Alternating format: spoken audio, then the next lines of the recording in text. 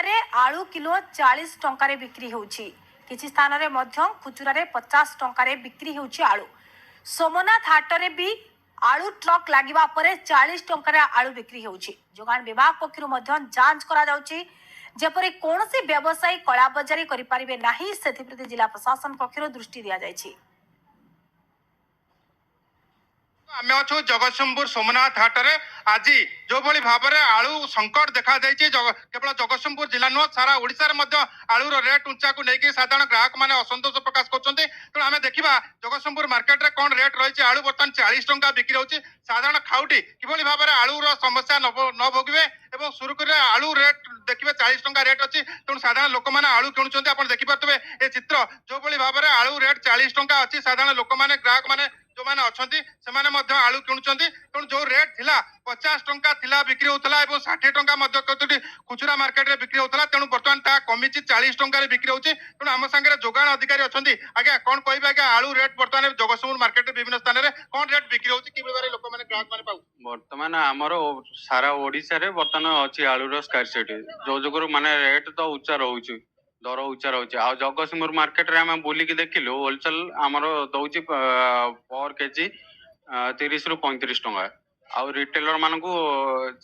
40 टंका बिक्री कर अधिका रेट बिकुन से कौन एक्शन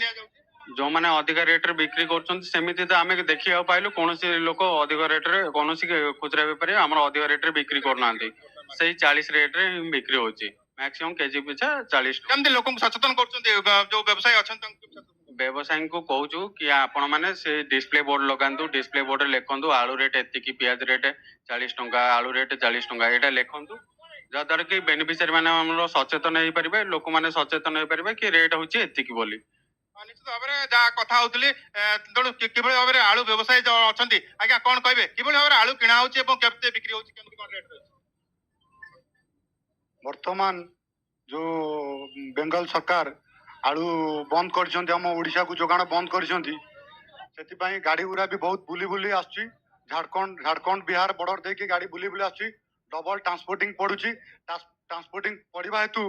जेहेतु आलूर किसी अधिक रेट बहुची किंतु आमे बेपारी माने स्थिर करिछु आम सोमनाथ हाट रे आलू किलोटी 35 रु 40 टंका बिक्री हम जो भली बारे आलू बर्तमान से लोडिंग होची बछे ठीक भाव में होने बहुत खराब आलू बाहर ग्राहक नेबे नहीं जो मैंने बछे कर नौ 40 टंका रिटेल आम बिकापी बेपारी मान को कहूँ किसी ग्राहक अच्छा सीधा कथा आज्ञा 40 टंकार आलू किसी बिक्री होची बर्तमान किंतु बाहर मार्केट आम जब शुणुचे कहूँ गाँ गली में 50 टंका बिक्री होची कौन कहे केते प्रभाव पड़ुची साधारण लोक पर निश्चय प्रभाव पड़ुची कहीं पश्चिम बंग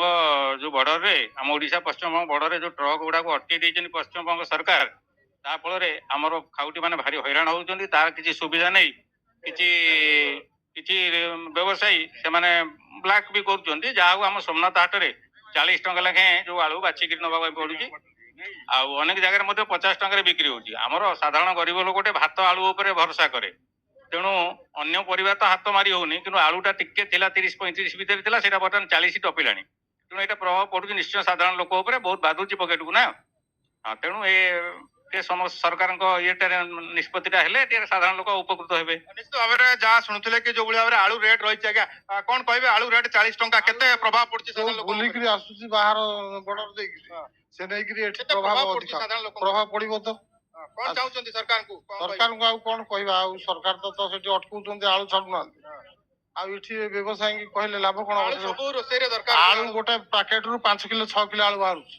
दागी आलू ने कि आप ने कि आलू गुटा को से नहीं 40 टका बिकुंट देखो जहाँ शुणुले कि निश्चित भाव आलू जो भाई रेट रही साधारणतः 40 टंका केजी बिक्री होची कौन खुचुरा मार्केट में 50 टंका बिक्री होची तेणु एप्रति सरकार दृष्टि देवा सहित आवश्यक पदक्षेप ग्रहण कले साधारण खाउटी मैंने उपकृत हो पारे। जगतसिंहपुर सरोज साहू न्यूज 18 ओडिया।